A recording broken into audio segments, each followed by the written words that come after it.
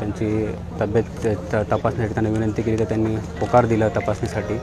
त्यावेळेस तपासणी केली असता पहिले आम्ही त्यांना विचारलं की लघवी करायला काही त्रास आहे का, कारण इतक्या दिवसापासून त्यांचं उपोषण असल्यामुळं थोडं लघवीमध्ये जळजळ होऊ शकते किंवा लघवीमध्ये काही होऊ शकतं. तर ते आम्ही कीटोन बॉडीज आम्ही चेक केले. त्याच्यामध्ये कीटोन बॉडीज जे असते लघवीमध्ये ते जरा त्यांचे चांगले झाले. त्याच्यानंतर त्यांचं ब्लड प्रेशर बघितलं.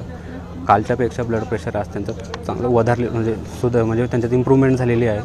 पल्स काल त्यांचा 60-60चा येत होता, पण आज त्यांचा पल्स त्यांचा 80वर गेलेला आहे, म्हणजे एकदम चांगला गेलेला आहे.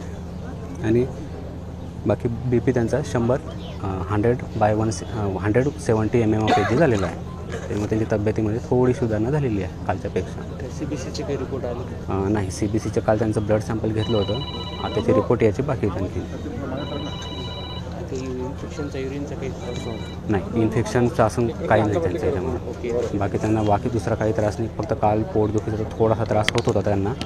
आता तो त्रास नाही त्यांना. काल आम्ही IV फ्लुइड्स लावले त्यांना. जवळपास त्यांना डिहायड्रेशन झाल्यामुळं 2 लिटरपर्यंत आम्ही फ्लुइड त्यांना जाऊ दिले. त्यामुळे त्यांना थोडं बरं वाटतं त्याच्यामध्ये.